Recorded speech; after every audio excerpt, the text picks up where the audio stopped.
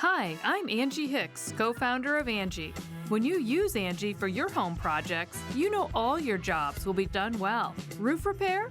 Done well. Kitchen sink install? Done well. Deck upgrades? Done well. Electrical upgrade? Done well. Angie's been connecting homeowners with skilled pros for nearly 30 years, so we know the difference between done and done well. Hire high-quality, certified pros at Angie.com. This episode is brought to you by Michelob Ultra. Michelob Ultra is perfect for more than just the summer heat this year, because not only is it refreshing and crisp with only 95 calories, but Ultra is also the official beer sponsor of Team USA at the Olympic Games Paris 2024. Celebrate every point, race, and moment with Team USA and Michelob Ultra for the Olympic Games Paris 2024. Stock up on Michelob Ultra and cheer on Team USA. Enjoy responsibly. Copyright 2024 Anheuser-Busch Michelob Ultra Light Beer, St. Louis, Missouri. It's one thing to seek corporate sponsorships, and it's another to actually pony up 25 grand in fundraising. So if what you meant was that she was going to be raising all of the money for the event you wanted to hold, then why isn't that what's in the contract rather than seek corporate sponsorship? This is the plaintiff, Jacine Thomas. She says she was hired by the defendants to send out VIP invitations, create digital flyers, and press releases for a fashion event they were holding in New York City.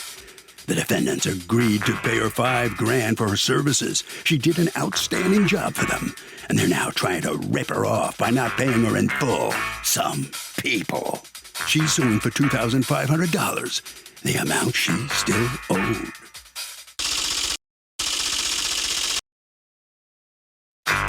These are the defendants, Maurice Porcher and Kareem Stain.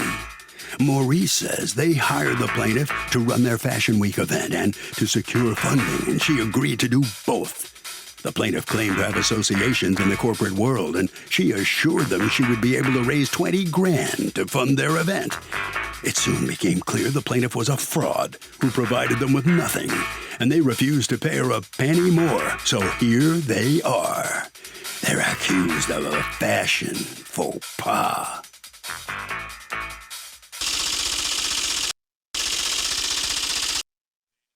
The defendants have filed a countersuit for $3,000 for a refund of services unrendered. All parties, please raise your right hands. What you are about to witness is real. The participants are not actors. They are actual litigants with a case pending in civil court. Both parties have agreed to drop their claims and have their cases settled here before Judge Marilyn Milian in our forum, the People's Court.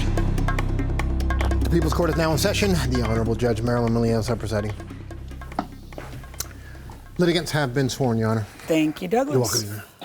All right, Ms. Thomas, you and MDM Incorporated, your company, are suing Payne Artistry, Maurice Porcher, and Kareem Payne for $2,500. You say they owe you and haven't paid you. They have a counterclaim against you for the statutory maximum of $3,000, and they say, thanks to you, they're out $21,000. So let me hear from you first. What exactly were you hired to do, Ms. Thomas? Thank you, Judge Milian. I was hired to create invitations, to invite tastemakers to the event, seek sponsorship, design logistic maps, and make sure movers and shakers were definitely attending the event. And what was the event? The event was for New York Fashion Week. Payne Artistry is a company that hosts a series of events where they bring their artists together to, be in the mix of other professionals to network and showcase their services. What kind of artist? They have different artists, such as a fashion designer, artisans that design any sculptures or paintings. So for this particular event, this was a New York Fashion Week, and one of their clients is a fashion designer. All right. Is this the service agreement that you guys entered into? Yes. All right. And what it says is you as the contractor will be hosting consultations, walkthrough of site, inclusion of local elected officials and local businesses, production schedules, email blast to tastemakers, create sponsorship kit, Seek sponsorship. All right, so now they pay you $2,500, and then they're supposed to pay the other $2,500 when? So they had made a deposit when we first entered into the agreement, and I had provided them a payment arrangement of 4 different payments for $875. Okay. They pointed out that they may be able to do more, or less leading up to the event. So they made 2 payments after the deposit of $500. And then they pointed out that they needed to put the rest of their money into the event. All right, so how much did they pay you in a deposit? $1,500. And then they paid you 2 more $500, so they paid you $2,500. Yes. And your fee was supposed to be $5,000, so that's why you're suing for the other $2,500. Yes. Okay. And now, when they say to you, we can't give you any more money, we've got to put it towards the event, do they express any dissatisfaction with you? No, they did not. And when was the event? The event was on Friday, February 11th. And when do they say to you, when do they pay you the last $500? They paid me the last $500 late January, and I told them when I provided another invoice that if they don't pay, this is considered a breach of contract. When did you provide the invoice? I provided the invoice on January 26th. Okay. What exactly do you feel she didn't do that she doesn't deserve the other $2,500, Mr. Stain? Because that's essentially you saying that she breached, and that's why you're not paying her. What we initially entered into, we had a very in-depth conversation about what we actually needed for this event. Our company is Pain Artistry. We bring artists together to create art. And we don't usually do events. We have had this event in New Jersey, and then we had the event that we're speaking about for New York Fashion Week to bring light to 2 fashion designers for Fashion Week, for New York Fashion Week. So we had a discussion. The main thing that we said, and we made it extremely clear, was that we needed to raise $25,000 for this event, and that we did not have it. We told her the $5,000 that we are giving you is all we had. That is all we had in the bank, and we needed her to raise this capital. The other what were you guys going to do? You were going to throw a party with money you didn't have that you were hoping she'd raise? But that's, again, we didn't really know how this worked. We did an event previous to this, and all of the money basically came out of our pocket. And we didn't want to go into this event, basically hemorrhaging money like we did for the first event. So we asked her, listen, is this something that you could do?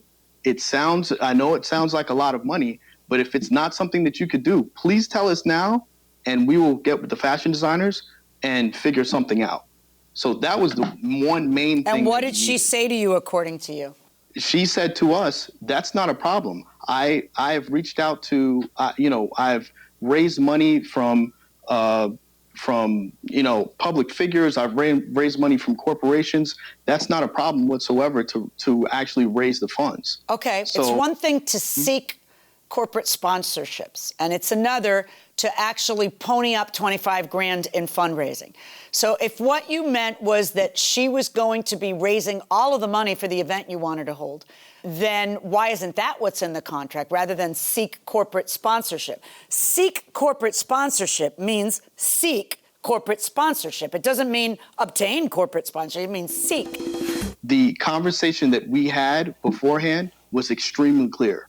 And we signed that contract. We had 9 weeks to go. We had full confidence in what Jacine was able to do before we actually signed that contract. And that's why we signed the contract with the SEEK, because we made it perfectly clear that we did not have this funding, and without the funding, the event would not be able to happen. Except for that I have one piece of evidence of what your agreement was, and that's the written contract. Watch this. Jacine, did you ever promise them that you'd raise $25,000?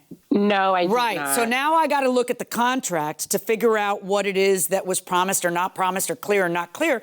The contract doesn't say raise $25,000. But Mr. Porcher, let me hear from you. What is it that you feel that she failed to do and that therefore she shouldn't get paid the remaining $2,500? Okay, seek corporate sponsorship is one thing. We understood that she could. It's not a guarantee that she's going to get this money. We know that. We understood that. But there were other things a part of this contract that she did not fulfill either. Such as? Like you read like as far as obtain, not just the funding, but the for the fashion designer, we were supposed to have people come in there to see the fashion, the clothes from the designer, basically. Like I'm sorry, wait, tell me precisely, there's a contract and it says 15 things she's supposed to do. Which of those did she not do? Well, the tastemakers, for one, she got us a list of 9 people the day before the event. Well, hold on a second. By then, you guys the... had breached and said, we're not paying you any more money before the event. So to her, that's a breach because she's supposed to be paid. So at that point, she's sending you a demand. When did you send the demand letter saying, I'm considering you in breach? When did you send that? I sent them a letter February 5th with the final invoice and pointing out that I am unable to perform, duties unless this invoice is paid. Okay. So that was February 5th, and the event was February 11th. Right. So I know that in the end, she didn't do the rest of that contract, but the question is, who breached first, her or you guys? If the reason you didn't pay her $2,500 is because of other stuff she didn't do, then you better show me stuff she didn't do that isn't at the time of the event. Because by the end of January, you're already breaching the contract when you're not giving her payments, or beginning of February. So if she scales back and doesn't do anything else, that's because you guys aren't paying her. So yeah, we also asked for a list of people that she reached out to because again, when did you ask for that list? That was in January. The list you're asking about in January is her mass mailing? Yes. Okay. And? Because, again, we didn't know who she sent these emails out. These blasts can go to anybody. I just asked a simple question. Well, who did you send this out to and what responses were you getting? Right, I understand. So you asked her that on what day?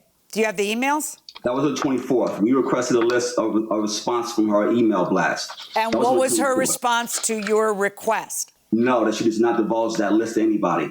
Right, because that's her that's her stock and trade. People hire her because she has this email list. So she's not going to hand it out to her clients. Otherwise, why would they hire her? You guys are new at this. Then if she gives you her list, why would you ever hire her again? So she doesn't give you the list. But if he's asking for a list of people who have RSVP'd, why wouldn't he be entitled to that?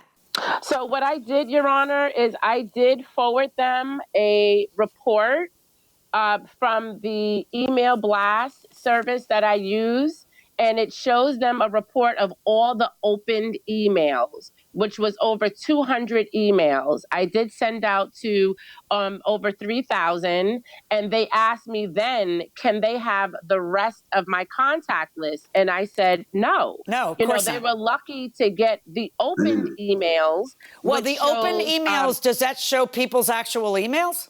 Yes, it did. And I didn't mind giving that to them for a peace of mind. But, it was what it was. I was being kind and courteous and just providing that to them. But traditionally, I don't provide that because that is a part of my forte related to the people who I reach out to. Okay, how many people had RSVP'd at that point?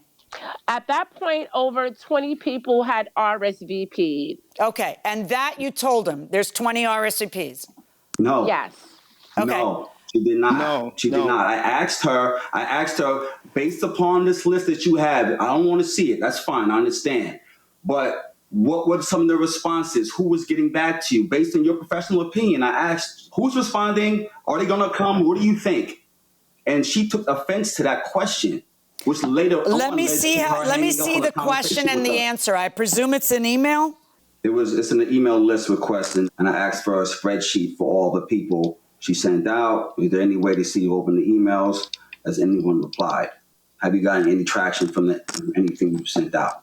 Okay, but you told me I asked her for a list. She didn't give it to me. I see you sending her a text on WhatsApp saying, who's answered? She says, these kind of types. And you don't ask a follow-up question other than, are there any sponsorships? And she says, when's a good time for us to talk? Because I think we're miscommunicating. And then you guys talk. That's it. Where is the other breach that you say she did? Well, in that conversation that we talked was the conversation that she got upset about the question that I asked her in that message that you just read. And she hung up the phone on me, Kareem, and her business partner. and left us on the phone together. Like, why would you do that? This is unprofessional. Then she reached out to Kareem, to us, basically saying, well, I'm not going to talk to you, Maurice, anymore. I'm talking to Kareem. And I'm like... All right, did she talk to you, Kareem? Yes. Okay. We had a conversation, but she said 200 people opened it.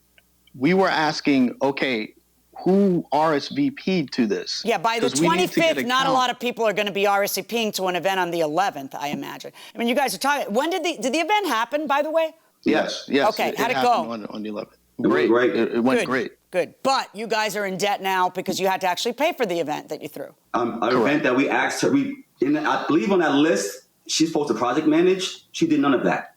She didn't project manage anything. We were the one managing everything. Right. She didn't show up because you didn't pay her the other $2,500. Hi, I'm Angie Hicks, co-founder of Angie. And one thing I've learned is that you buy a house, but you make it a home. Because with every fix, update, and renovation, it becomes a little more your own. So you need all your jobs done well. For nearly 30 years, Angie has helped millions of homeowners hire skilled pros for the projects that matter. From plumbing to electrical, roof repair to deck upgrades. So leave it to the pros who will get your jobs done well. Hire high-quality certified pros at Angie.com. Weighing in with soybeans and a baby show straight out of Norburn, Missouri, we have Soybean Festival. From Hayward, Wisconsin, at 73 years young with the world's largest muskie statue, put it together for Muskie Fest. Finally, packing a punch with fire dancing and a pet costume contest, the Roseau, Minnesota Fall Harvest Fest. One of these festivals could win $100,000 in the Cenex Hometown Throwdown. You decide. Cast your vote at CenexHometownThrowdown.com. Cenex, powered locally. What happened is that she didn't provide us with any wholesalers or distributors. That was something also that we spoke to her about providing for the fashion designers, because if they do these fashion events, they would like to have wholesalers and distributors there to speak to after the event happened. She did not provide us with any press. Again, with the VIP list, the fashion designers, because we couldn't give them any information of who was coming, went upon themselves to hire someone else to get VIPs into this event. We asked her for a list so that we can add the people that she got to our list for the event. We got a list of 9 people the day before the event. The list was closed because we were at max already. We were at 170 people. We asked her for the list days before. Right. And what, she was not timely with the list? She was not timely, but... And therefore she looked like garbage because her people didn't get in. The people she did have on the list didn't get in. 2 people that were on her list came, and we got them in. But so you're telling me everything that she didn't do, and her answer, watch this, is what, Ms. Thomas? Well, no. So they were well aware that I was limiting the services related to the fact that I was not getting paid. I was not going to make a ton of phone calls and follow-ups to everybody. All of the buzzing and the activity happens in the last week when it's all leading up to it, in the last week, the last 2 weeks. And there is no payment made and a frank confession that we're not going to pay you because we don't have any money because you didn't raise any money. What do you mean raise money? I'm not a fundraiser. I'm supposed to seek sponsorships. Oh, well, we didn't realize what that meant, so we don't have any money. Our money's going to here, so see you later. And then she says, well, how much am I going to spin my wheels when I'm not getting paid? So which came first, the chicken or the egg? If you're not going to pay her, she's not going to work. That's how it's going to work. I find that I'm enforcing your contract. I find in favor of Ms. Thomas and the amount of the $2,500 on the counterclaim 0. That's my verdict. Sorry, folks. Good luck. Thank you, Your Honor. So the plaintiff indeed prevails. She's going to get the $2,500 she is seeking. Let's find out how the defendants feel about it. Gentlemen, what are you thinking? Mr. Porsche first. How about you? End of the day, we recognize the contract was super vague, and that's our fault for not making sure the contract stated exactly what the conversation was prior to hand. But end of the day, we know what happened here. And, she got away with it. It's cool. How about you, Mr. Stain? What are you thinking? Just like Maurice said, it's just a lesson learned. And again, we had a conversation. It wasn't in the contract, but again, we know what happened and we know what the expectations were. So it's called a bait and switch on the street, and that's what she did. Now that it's all over, was it a benefit? I mean, did you benefit from it? Absolutely, yes. The event was really well, and it got Opus View, Paint Artistry, and the fashion designers some very lucrative opportunities. So, at the end of the day, it was a win for us. It was worth doing. Okay, all right. Ms. Thomas, apparently their event was successful anyway. That was a long list of things they expected you to do. Weren't you a little awed by that or not? Well, I was able to perform those services. That's what my company do. We do a lot of production, and we was able to perform that.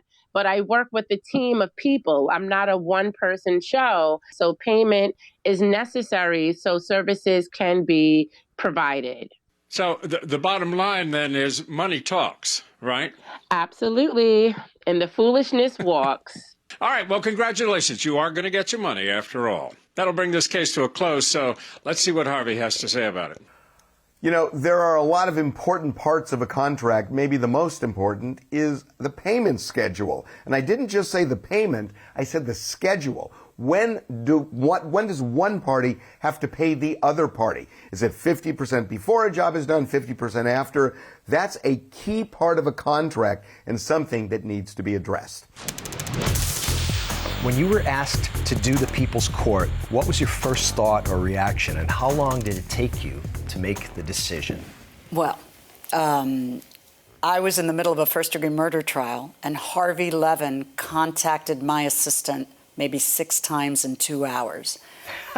Because people in television, their lack of planning is your emergency. And they won't take no for an answer. Right. So she came sidebar and said, Harvey Levin's on the phone. I'm like, who the heck is Harvey Levin? Right. And she explains, because she was a People's Court fan. I said, when I'm done with trial, I will return his phone call, tell him to stop calling. Right. That's probably but it wasn't an easy decision. You and I were tormented for a good month while all this was going on. Should I give up my career? I'm so young. Everyone else who had been on television was retired already by the time they were taking these jobs. You had just gotten your second. I wasn't even 40. Right. I was 39 years old. And, with my career ahead of me. So it was more of a struggle than, one would think. I mean, it turned out great. So now there's no regrets. But at the time, I had a lot of mentors telling me, Are you out of your mind? You're giving up your career. You have no idea if this is going to last, Keeping your fingers crossed. Oh, God, if it can just last a few years. That's it. That's all I wanted was, don't make me a laughingstock, God. Just give me 2 years. Right. And that turned into 22 or whatever we've... Right. How long have I been here? I don't know. I've grown old here. Oh, no. This is the plaintiff, Orlando Rivera Sr. He says he repaired the defendant's car, and before she paid him for his services, she stole the car off his lot. That's right. He did all this work for this woman. He spent money on the parts, and there's no way he's going to stand by and let her get away without paying him the $1,350 he's owed. So he's suing.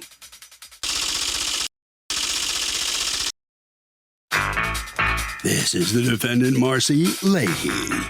She says she hired the plaintiff to put a new engine in her car, and he simply didn't do it. The plaintiff should never have sued her because he's actually the one who owes her money, and she intends to get it right here in this court. She's accused of not paying up.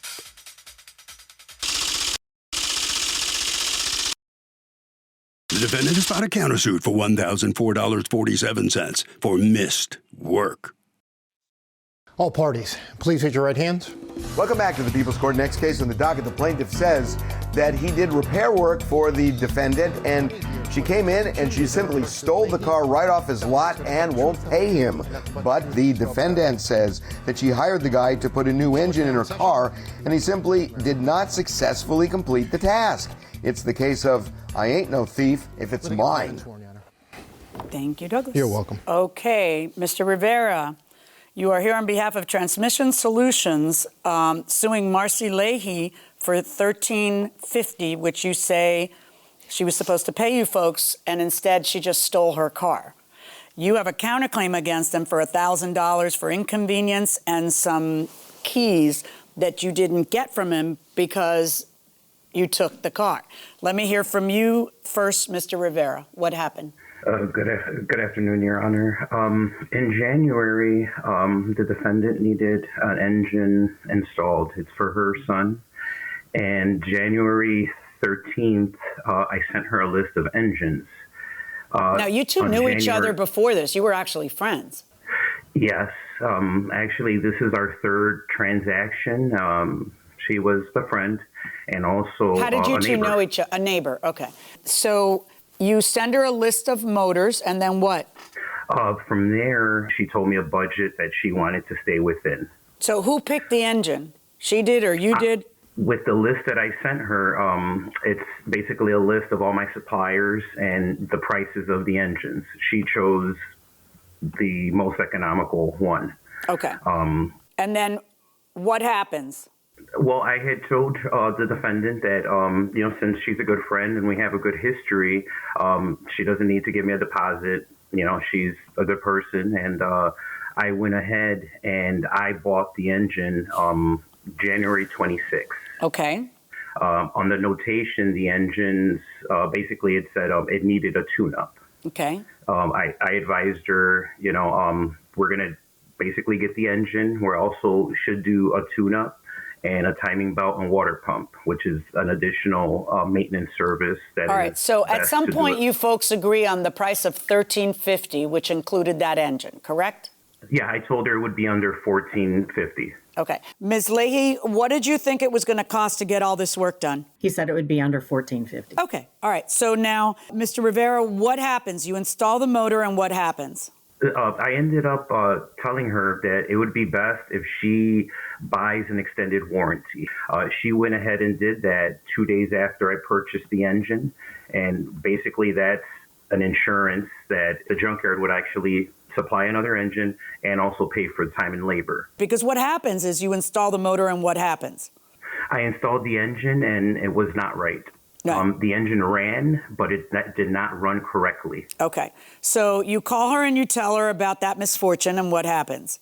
I told her that usually with insurances, when you kind of do a claim like this, they usually want basically proof. So I went ahead, I ran a compression test and a leak down test, and the engine failed. Okay. So I went ahead and told her, hey, the motor's bad. We're probably going to have to get a different one. Okay. And then what happens? From there, the vehicle sat at the shop for, a couple days, and it went south when February 15th, she wanted me to basically up the charge on the bill. Once she found out the insurance was going to go ahead and cover it, and I was charging her a set price, she wanted me to basically embellish the bill and bring it up just a tad so that there could be a little bit more money. I was reluctant to doing that, and I did not want to do it. So there, I kind of held off on giving her an invoice. I didn't know. Why didn't you just give her the invoice for the truth? I waited a little bit because I didn't know whether she was going to embellish it herself, because she was the one who's going to have to do the claim with the junkyard. Yeah, but that has nothing to do with it. All you got to worry about is your own actions. And did she actually say to you, hey, gin this up so that I can make more money? Did she say that?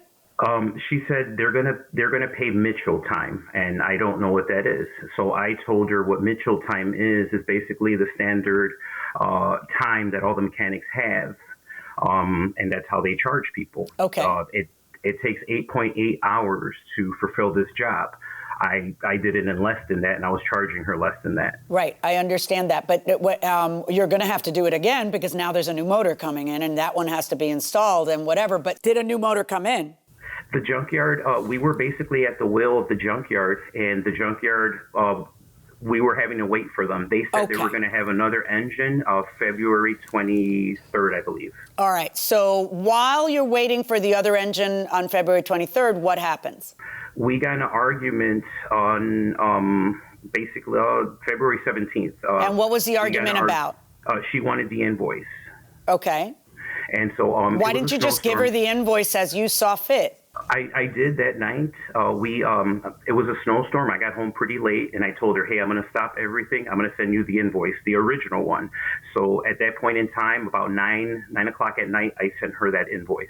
All right. And then what happens? we continued to argue up to, I would say, 12 o'clock at night. And what were you guys arguing about?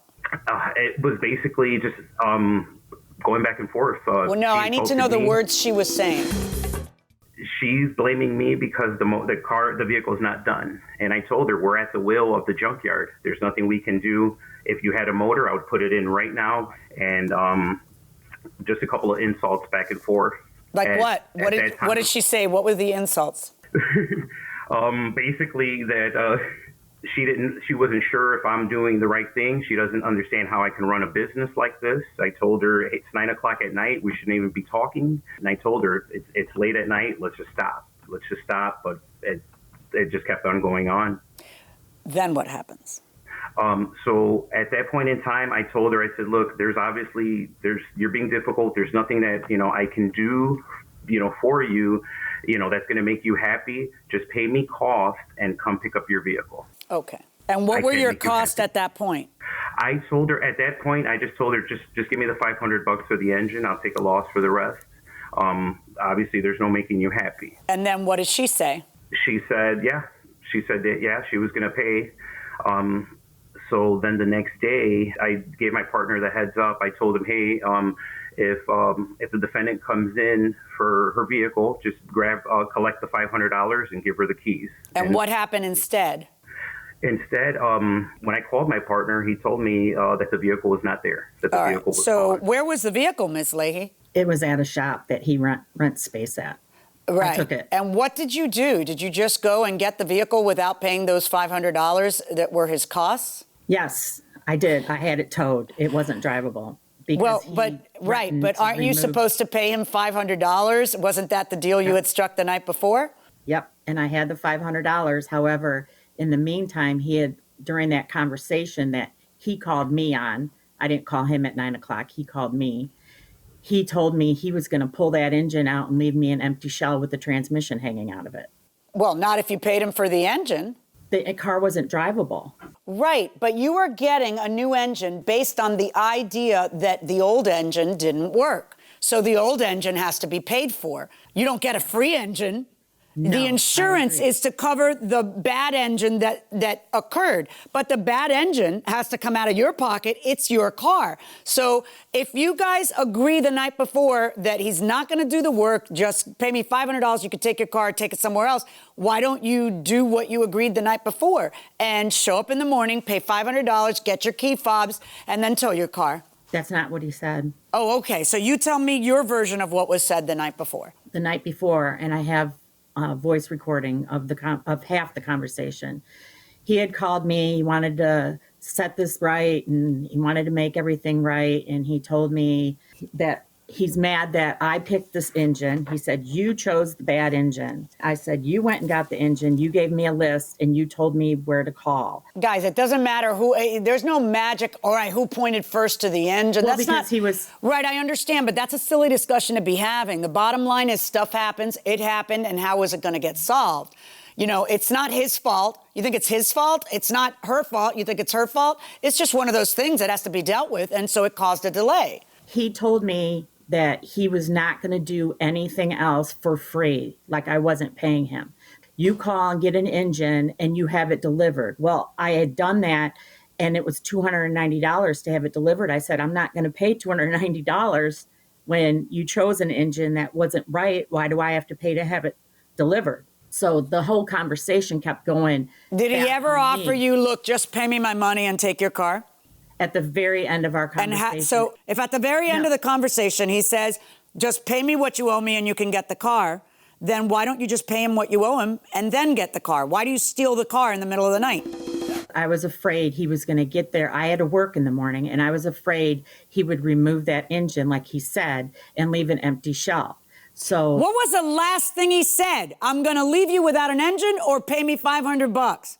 Give me $500. Then you know he's not going to do that. So why do you do it? I couldn't trust him because first you couldn't trust him. So right now, here's what you got. You got a water pump. What else? Spark plugs, timing belt, a motor that is the basis for your insurance company getting you a good motor so it has value. And you've paid $0 to the guy, $0. And you go in the middle of the night like a liar that you are, to steal the car because I can't trust him. If you could hear the conversation that he was doing with me, I was not being the liar. Let's hear the conversation that he was doing with you. You should have stopped this a long time ago. Okay. So you want me to pick it up and take it somewhere else? I need to get paid. If you do that, I can cut the cost. You got the invoice for $13.50. I can cut the cost. You can take it somewhere else. I don't understand what you mean by cut the cost. I paid $500 for the engine. Yeah, absolutely. I would give you that. Okay, give me $500 and take the car. Who cares about everything else? I don't care about anything else. Just give me $500, take the car. Okay. Okay. Now, with that engine's going to be in it, and I can drive away with it. Drive it away. You know what? 500. Okay. Yeah, just give me $500. I'll cut all the costs. I don't care. All right. At this point. So I'm going to go pick up the car. You have $500. I have $500. Just give me $500. Take the car. Okay. You provide this into evidence to support your defense, Ms. Leahy, because I just heard very, very clearly that you struck a deal and then you stole the car in the middle of the night. I didn't steal the car. Yes, you Go get did. the car. You're not supposed to have access to that car unless you pay $500, which is exactly what you just said in this video recording. Do you have the $500? Yes, I have $500. Great. Pay me the $500. And your answer for why you took the car in the middle of the night is, I didn't trust him. Yeah, come on, man. Are you kidding me? He was What is your counterclaim against him for time, tow, key, and inconvenience? Tell me about your counterclaim. All the time that he had the car, that he wasn't working on it, and it was sitting there. I've had to miss work to take my kid here, there, and everywhere. So I have my lost time. He has the key and the key fob. I have that. I had to have it towed because it was not drivable after he said it was drivable. And so I had that. You strike a deal, Ms. Leahy, and then you violate the deal. What do you think I'm going to do? You think you're walking out of here with money? You're walking out of here with nothing. And you're going to pay the man. I'm the bad guy here. Yes, you are. You're so much the bad guy. I have no words to describe what a bad guy you are. I hear in your own voice the nail on the coffin of your badness, where you say, okay, so I bring 500 and then I get the car? Yeah. And then you go in and you steal the car in the middle of the night and you don't even pay the guy the 500. 500, which is what he's out of pocket. Never mind everything else that he did for your car. You still have the key fob and the key? Yes, Your Honor. Okay, so I lied. You are getting those two back when you pay the guy, not $500, which was the settlement that you did not abide by, but instead $1,240, so that you can pay for all of the service that he provided to you that's not free. There is no free ride on your counterclaim, only the car key and the key fob. And figure out how to apply boundaries to both friendships and customers. You got that, Mr. Rivera? Good luck. Yes, Your Honor. Thank you. So the plaintiff prevails to the tune of $1,240, and he gets some good advice from the judge. Meanwhile, the defendant, the boom is lowered on her. Ms. Leahy, the judge let you have it. What are you thinking right now? I don't get how I'm the bad guy when he didn't want to fix the engine that he put in. I wanted him to fix it. That's not what he wanted to do. So it is what it is. The judge says what it is. I just didn't appreciate being talked to like that because I'm not a liar. I'm a good person. And he was ripping me off. Let me ask you something. You've been through this whole thing. Now you've been through the trial. Do you think you've learned anything from this whole experience? I learned that Transmission Solutions is a terrible place. All right. Well, you got a lot more to learn then, unfortunately. All right, Mr. Rivera, let me ask you something. What have you learned from this whole experience with this customer that you know fairly well? It's kind of how the judge said. I know from now on, everyone has to pay a deposit. It doesn't matter who it is. Well, then you know you've learned a good lesson, too. Plus, you're getting $1,240. You were suing for $1,350, so you're almost home. I am. Yeah. Okay, Harvey. Lessons for everybody in this case. What do you think? Okay, Doug, this is a case about settlement. And when you're in a dispute, always try to settle it without going to court. Now, the key here is this, that when you settle it, it has to be a completed deal, that there has to be something on both sides that is agreed to where each person gets something, or else the settlement is invalid. How long does it take you to get ready in the morning? What's the one thing in your morning routine that you can't do without? I get ready ridiculously fast. Yeah, you think you're still in college. Right. So, I mean, if we have to leave at 7, you show up at 6:55 from playing golf. Right. Drives me crazy. I take a quick shower, bing, bang, boom. But in the mornings... You do get ready quick, but then you don't know where your keys are. You can't find your sunglasses, so you don't walk out the door quickly. So you should leave more than 5 minutes. It's all in your purse. Yeah. Anyway, the one thing I can't do without in the mornings is I have a razor, and it's a single blade injector razor, like the ones that people used back in the 1960s and early 70s, I guess, that you really don't see them anymore. But I switched to that a while back because I got sick of throwing out plastic razors and throwing out plastic cartridges for multi-blade razors. And I was like, there's got to be a better way. And this thing is just better, and you don't waste as much. It's just a tiny little foil blade that goes in and goes out from time to time. That'll do it for this session of the People's Court. See ya.